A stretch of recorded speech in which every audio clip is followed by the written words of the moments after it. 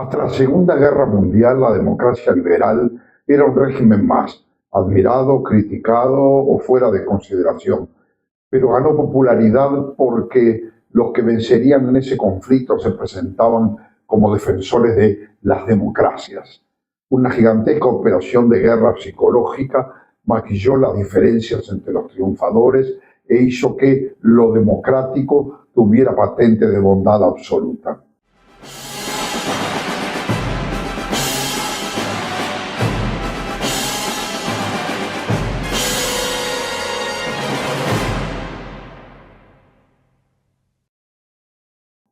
Mientras combatían las terceras posiciones, ni capitalistas ni comunistas, todos los aliados eran mostrados como fervorosos demócratas, pero en la inmediata posguerra, cuando quedamos aprisionados en la pinza dialéctica comunismo-anticomunismo, para esta parte del mundo lo que tocó fue aceptar como abanderado de la democracia a los Estados Unidos, que seguirían exhibiéndola como la más excelente forma de orden y vida social.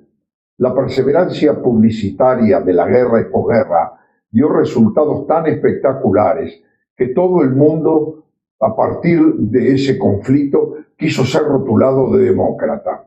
La mayor parte de los estados comunistas se llamaban a sí mismos repúblicas democráticas. Incluso el franquismo llamaba a su sistema democracia orgánica, el régimen de Sukarno era conocido como democracia guiada, y en ese mismo tiempo otras sociedades poco relevantes y también alejadísimas del modelo democrático, igual se consideraban a sí mismas como democracias sui generis, pero democracias al fin.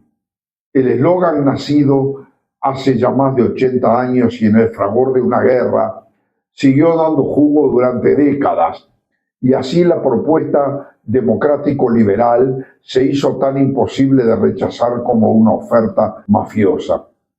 A partir de entonces, los teóricos, los admiradores, administradores y muchos de los administrados por el sistema creen, sostienen y son capaces de defender su modelo con la seguridad que da la creencia de haber descubierto algo absolutamente insuperable. Con esa centralidad indiscutida, la importancia del apelativo democrático se universalizó de tal manera que cualquiera que aspire al aplauso debe incorporarlo encomiásticamente, tanto que, excediendo lo político, vino a ser aplicado a cualquier cosa, alcanzando incluso los límites de la ridiculez. Hay automóviles democráticos, calzado que merece el mismo apelativo, poesía democrática y todo lo que se pueda imaginar, incluso suprema contradicción, reyes demócratas. Hoy, en América, Europa y algunas copias de quinta categoría desparramadas por ahí, el régimen democrático adquirió las características de una religión, con su doctrina, santones, mártires, ritos y celebrantes que los posee en abundancia, y por la inapelable respetabilidad que rodea al régimen y a quienes lo encarnan.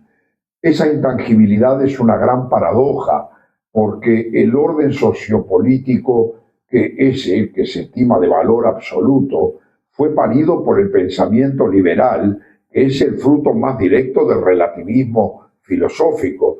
Pese a eso, la democracia fue convertida en algo sagrado, casi igual de sacralizado que el orden patricio de Roma.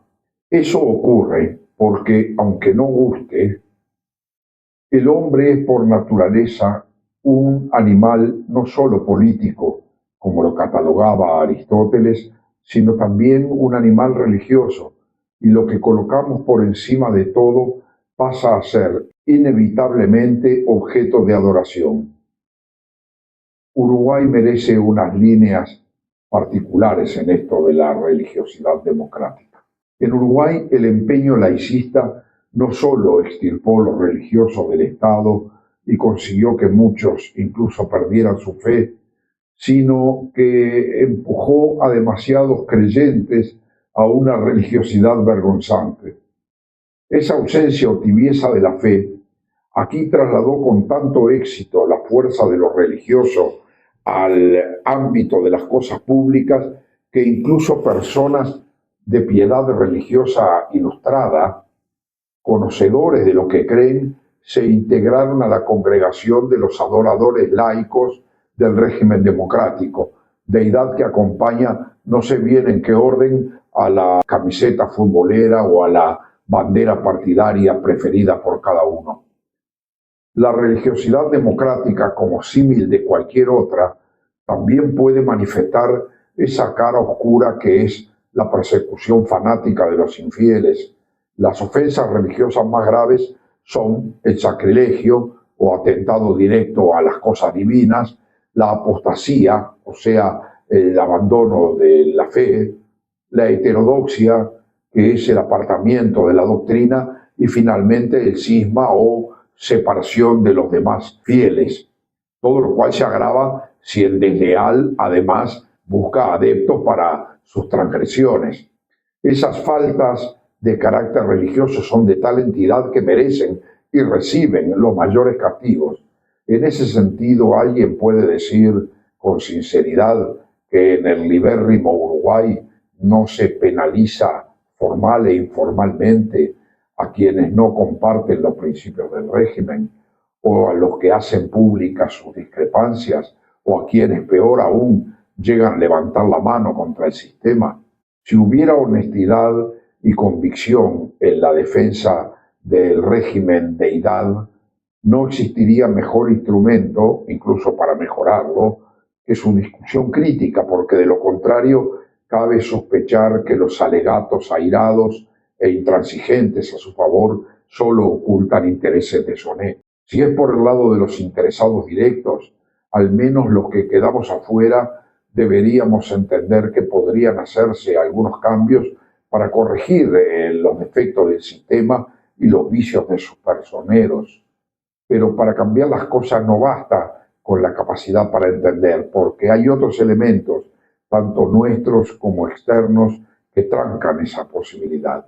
Centrándonos en lo que nos pertenece, son la ignorancia, la pereza y la soberbia los factores que más inciden en la supervivencia del régimen, características humanas que el propio sistema y la propaganda favorable saben asumir para seguir dándole cuerda al muñeco. Todos somos perezosos, en mayor o menor grado, para encarar cualquier cambio, lo cual es algo que compartimos con el resto de la naturaleza que procura sobrevivir con el mínimo esfuerzo. Cuando a pura voluntad buscamos modificar algo que ya viene andando, eso supone un gasto de energía, un coraje que no siempre tenemos y también algún grado de sacrificio. Cuanto más importante es el cambio propuesto, mayor es el brío y el empeño que se necesitan.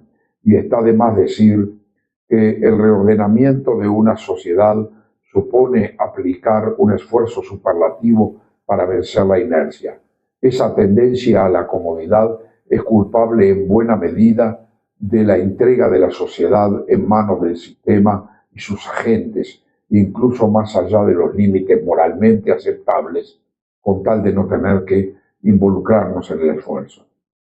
La ignorancia es otro factor que sostiene al régimen, porque en realidad son pocos los que se interesan y conocen, incluso histórica y filosóficamente, la evolución de las sociedades y su ordenamiento, cómo funcionan y cómo podrían funcionar. La gran mayoría acepta las cosas tal cual son y creen simplemente que deben ser así. Ocupadas a veces hasta el agobio en su vida diaria, las personas corrientes aceptan sin discusión todos los versos acerca de la perversidad de otros regímenes y sus gobernantes, ya sean de hoy o de tiempos pasados, frente a lo cual serían poca cosa las imperfecciones del sistema.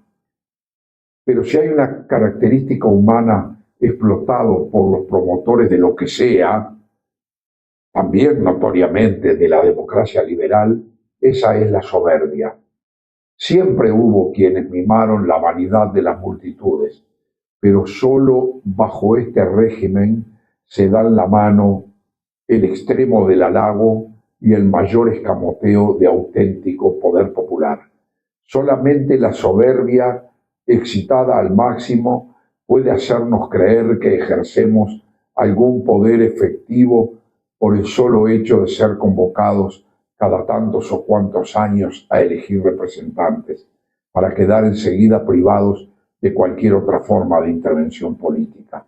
Todo ello viene envuelto para regalo en una fórmula de origen tan innegablemente monárquico que debería avergonzar a quienes la emplean. Sos el soberano, nos dicen, y la soberbia humana se lo come en 2 panes. Cuando los defectos del régimen y sus conductores llegan a romper los ojos, la misma soberbia es la que nos impide reaccionar, porque no nos deja aceptar que podamos estar equivocados al apoyar algo pese a sus imperfecciones. Tenemos que seguir hablando y vuelvo a pedir la suscripción al canal para que tenga mayor difusión y podamos dar el combate. Mientras tanto, a los camaradas y amigos, un abrazo y nos vemos.